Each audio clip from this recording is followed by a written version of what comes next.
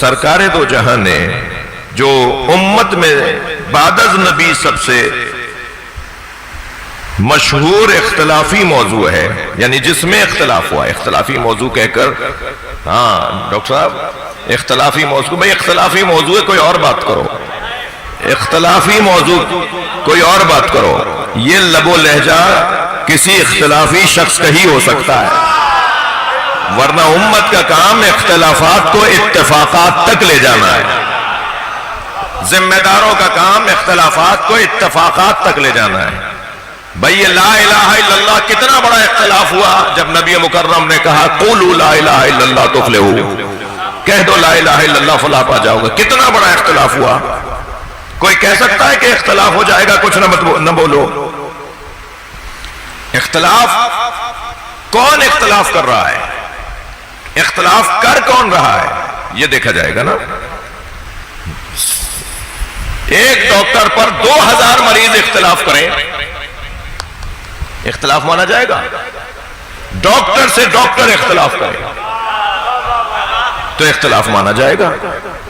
سارے شہر کے جھاڑو دینے والے جی شہر کے رئیس اور شہر کے ذمہ دار پر اختلاف کریں، اختلاف مانا جائے گا؟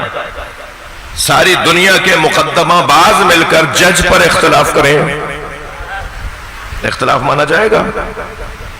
اختلاف مانا جائے گا اس کا جو جس شعبے کا ہے وہ اس میں اختلاف کرے۔ دنیا کہتی رہے اختلاف کرے، اللہ کو نہ مانے، میں نہیں مانتا، بھائی تم کون ہو؟ یہ لہجہ آتا ہے نا کبھی کبھی، میں نہیں مانتا، بھائی آپ پہلے اپنا تعارف تو کروائیے، آپ ہیں کون؟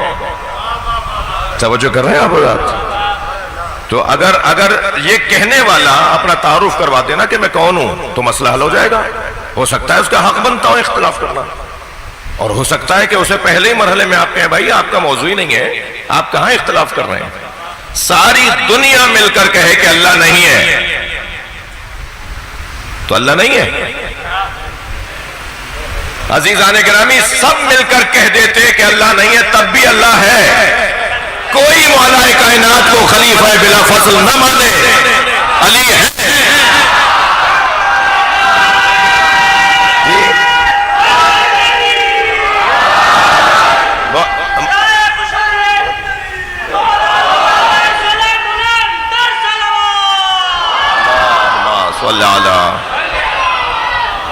اور بلند صلوات محمد و آل محمد پر۔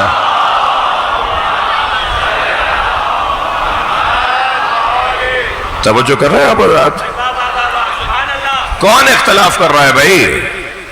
جی مولا کائنات کی ولایت اور مولا کائنات کی امامت، مولا کائنات کی وصایت، مولا کائنات کی امارت، مولا کائنات کی وصایت، مولا کائنات کی خلافت،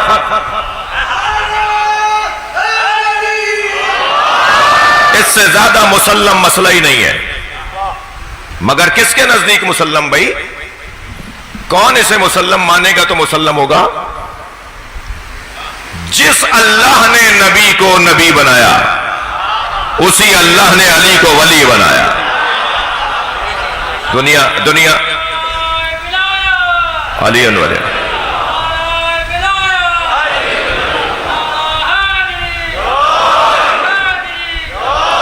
جس نظام کے تحت بلند تر صلوات پڑھ لے ذرا محمد و آل محمد، اللہم صل علی،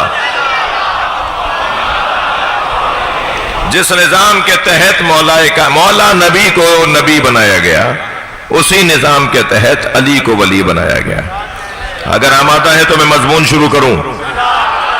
بھائی یہ مسئلہ عوام کا ہے ہی نہیں، یہ مسئلہ امت کا ہے ہی نہیں۔ نبی بنانا، امام بنانا، خلیفہ بنانا، توجہ ہے، یہ کام اللہ کا ہے۔ آپ خاندانی لوگ بیٹھے ہوئے ہیں، اگر ہمارے خاندان میں خود اس مجلس کو اور اس عشرے کو لے لیجئے، طے ہے کہ مثال کے طور پر جو ہے وہ تبرک کون بانٹے گا؟ نظامت کہاں گئے؟ اختیار بھائی کہاں گئے؟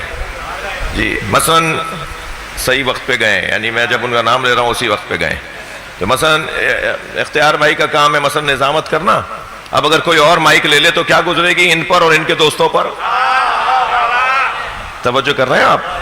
ایسے ہی تبرک بانٹنے کا اگر کام کسی اور کا ہے، کسی نے طے کر، مثلا یہ مائک والے دوست ہمارے، یہ کیمروں والے لوگ، اگر اس مائک میں آواز اونچی نیچی ہو رہی ہوگی، آوازیں سیٹیاں نکال رہا ہوگا، تو کوئی بھی اٹھ کے جا کے اس کے بٹنوں کو، اس کے تاروں کو جا کے صحیح کرے گا؟ ممکن ہے آواز آئے، بھائی بگاڑو مت، تم تو مزید خراب کر دو گے کام۔ اگر جہاز کا پائلٹ جہاز اڑاتے ہوئے بیمار ہونے لگے تو کوئی بھی مسافر جا کے جہاز اڑائے گا؟ اتنی چھوٹی چھوٹی باتیں جب امت کو سمجھ میں آ جائے کہ جس کا جو کام ہے اسی کو کرنا چاہیے، جب اللہ نے قرآن میں 10 سے زیادہ جگہوں پر کہہ دیا کہ خلیفہ میں بناتا ہوں، امام میں بناتا ہوں، نبی میں بناتا ہوں، تو امت کو بنانے سے پہلے سوچنا نہیں چاہیے تھا کہ اللہ سے پوچھ لیں کہ کسے بنانا ہے؟ صلوات پڑھ لیں محمد و آل محمد۔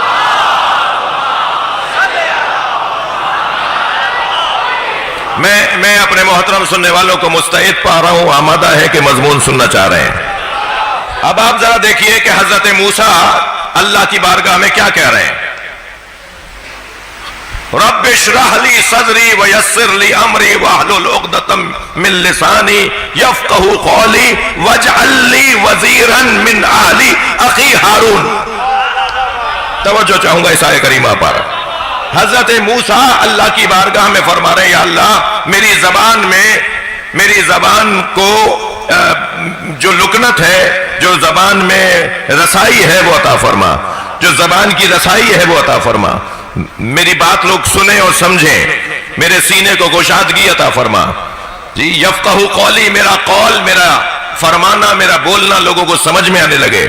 یہ ساری دعائیں مانگتے مانگتے فرما رہے ہیں وَاجْعَلْ لِي وَزِيرِي مِنْ أَهْلِي، میرا جانشین بنا دے جو میرے ہی خاندان سے ہو، اور نام بھی میں بتا رہا ہوں میرے بھائی ہارون کو بنا دے۔ یا حضرت موسیٰ آپ خود کیوں نہیں بنا رہے؟ توجہ، یا حضرت موسیٰ آپ نے خود اپنے بھائی کو اپنا جانشین کیوں نہیں بنایا؟ توجہ کر لی؟ جب ایک نبی اپنا جانشین نہیں بنا سکتا، وہ بھی اللہ سے التجا کر سکتا ہے، تو یہ امت کیسے بنا سکتی ہے کسی نبی کا جانشین؟ تھک رہے ہیں میری باتوں سے آپ؟ جی قرآن مجید میں مسلسل یہ احکامات اور پیغامات ہیں کہ یہ کام حتی نبی بھی التجا کرے گا۔ اچھا، التجا کرنے والا نبی بھی یہ التجا کر رہا ہے، توجہ ہے، التجا کرنے والا نبی بھی یہ التجا کر رہا ہے کہ میرے اہل میں سے، میرے خاندان میں سے، میرے گھر میں سے میرا جانشین بنا دے۔ میں نام بھی بتا رہا ہوں، میرے بھائی کو میرا وزیر بنا دے۔ توجہ کر لی آپ نے؟ اگر یہ آیت ذہن میں بیٹھ جائے تو پھر سرکار کا وہ قول کتنا حسین لگتا ہے جس میں نبی نے فرمایا اما ترضا ان تکون منی بمنزلۃ ہارون من موسیٰ، یا علی تم اس بات پہ راضی ہو کہ تمہاری میرے ساتھ وہی نسبت ہو جو ہارون اور موسیٰ کو تھی؟ توجہ کر لی آپ نے؟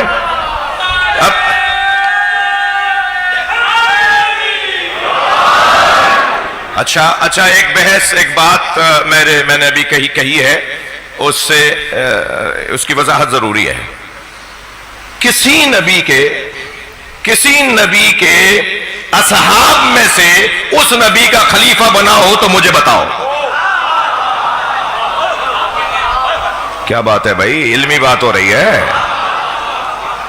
کسی ایک نبی کے اصحاب میں سے ان کا خلیفہ بناؤ،